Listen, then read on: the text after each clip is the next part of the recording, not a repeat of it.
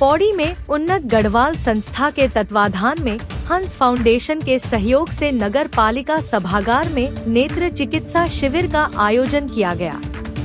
निशुल्क नेत्र चिकित्सा को लेकर हंस फाउंडेशन सतपुली चमोली सैन्य चिकित्सालय से आई टीम ने इस दौरान लाभार्थियों को आवश्यकता के अनुसार दवाइयां और चश्मे वितरित किए। इस मौके पर 110 लोगों को देखा गया, जिसमें से 17 लोगों को मोतियाबिंद हो रखा है, जिनका अस्पताल में इलाज चलेगा।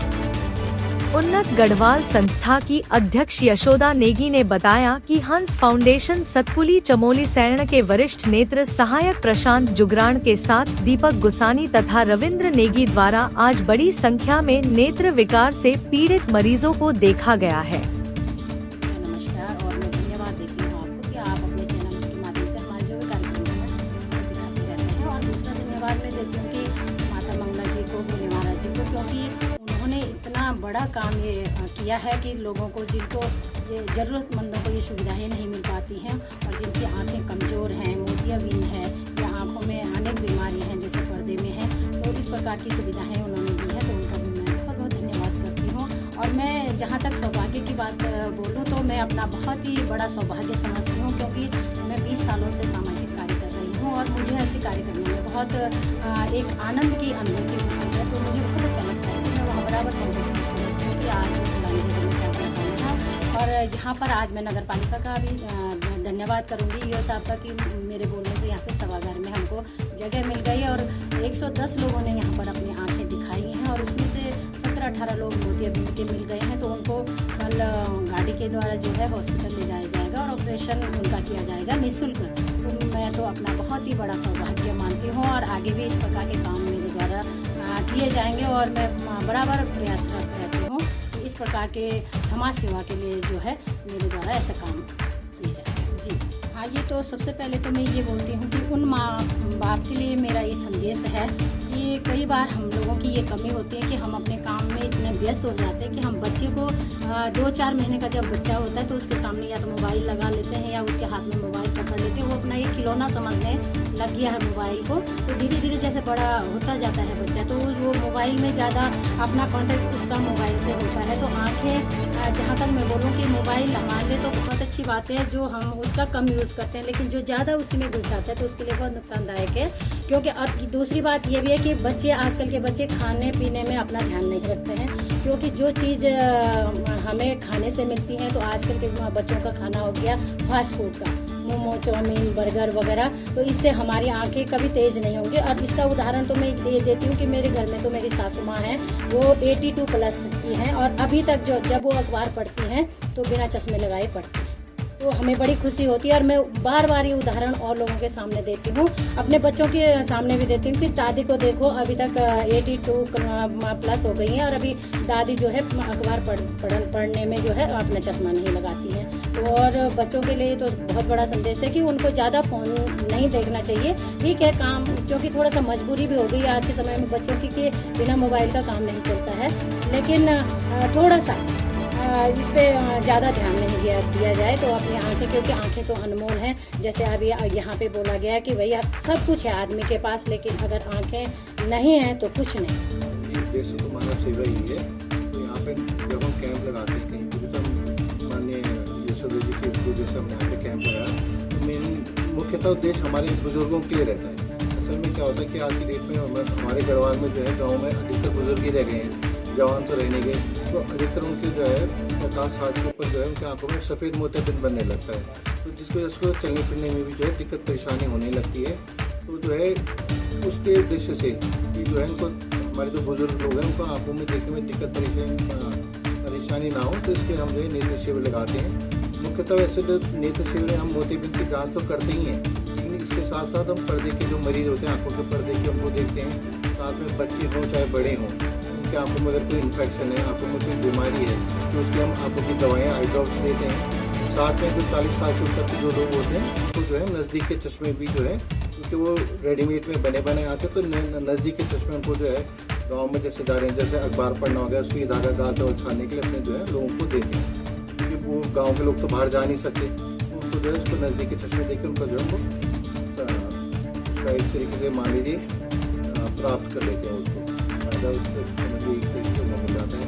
आज जो नई से शिविर लगा इसमें लगभग जो है 110 लोगों के लगभग लोग आए हैं। इसमें 17 लोगों को जो है मोतियाबिंद ऑपरेशन के लिए जो है छांटा गया है, जिनको ऑपरेशन के लिए डेट दे दी गई है। उस डेट को जो आएंगे तो हमारा जो है गाड़ी में लाना ले जाना, ऑपरेशन का खर्चा, दवाई का खर्चा सारा हमारी तरफ से होता है। उनको कोई जो है निःशुल्क होता है।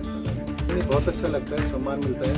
देखिए होता क्या है कि कैंप जो लग रहा है वो माता मंगला जी के थ्रू लग रहा है, लेकिन जो आशीर्वाद लोग देते हैं वो हमें मिल जाता है, तो हमें अच्छा ही लगता है। क्या शुभ नाम आपका? मेरा नाम शांतिलाल है, मैं वरिष्ठ सराहनीय प्रयास की जो है मैं सराहना करता हूँ, तो बहुत शानदार प्रयास है।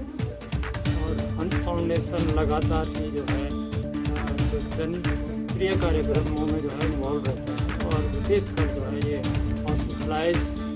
हॉस्पिटलिटी के जो काम किए जाते हैं बहुत ही शानदार काम किए जाते हैं। चाहे इसमें जो है आपको दवाइयों के माध्यम से हो, या जो है विकलांगों को जो है इक्विपमेंट देने वाली बात हो, या चश्मे लगाने वाली बात हो, ये बहुत ही शानदार इस सुदूरवर्ती क्षेत्र के लिए तो बहुत ही बढ़िया। मैं समझता हूँ कि ये इसका तो और भी जो है प्रचार प्रसार करना चाहिए, और हमारे को ग्रामीण क्षेत्रों तक भी पहुँचना चाहिए, ताकि ज़्यादा से ज़्यादा लोग इसको लाभ उठाएं। दरअसल ये ज़रूरत भी हो गई है फ़ोन बच्चों के लिए। दूसरी परेशानी ये हो गई है कि हम लोगों का सामाजिक प्रदेश बहुत छोटा हो गया है। बच्चों को जो खेलने के स्थान थे वो तो बदल गए हैं। अब जो है हम 1 BHK 2 BHK 1 कमरे में 2 कमरों में अपनी ज़िंदगी गुजार रहे हैं।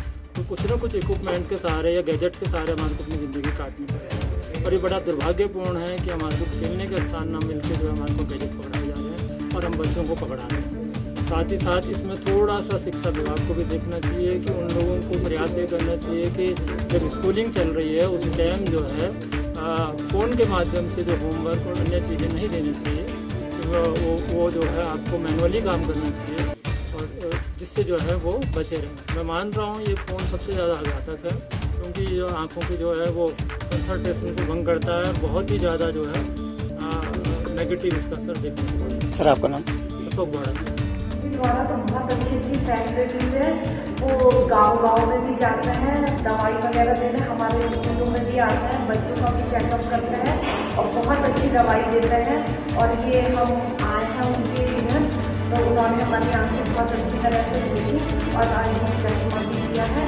और अब उन्होंने बोला है कि 14 तारीख को हमारे स्कूल में भी आएंगे बच्चों का चेकअप करने।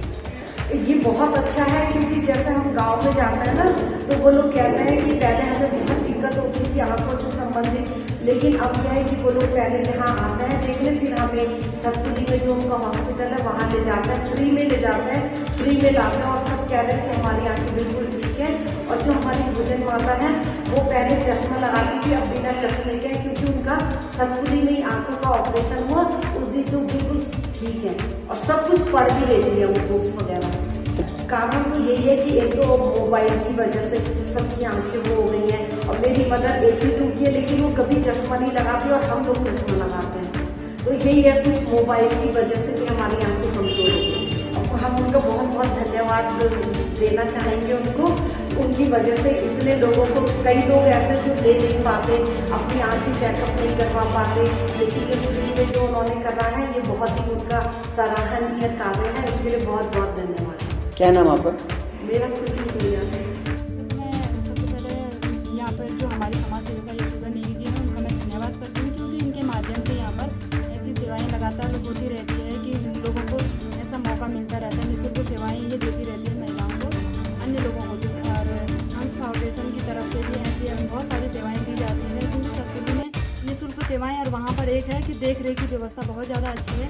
और अभी जैसे कि आपको ज्ञात हुआ होगा कि 17-18 लोगों का यहाँ पर मोतियाबिंद हुआ निकल गया, तो उनका ऑपरेशन के लिए भी वहाँ पर ऐसा नहीं है कि पर्सनली किसी को लेकर जाना पड़ेगा। हम अकेले भी जिसका ऑपरेशन करवाना होगा वो उसकी देख रेख अच्छे से करते हैं।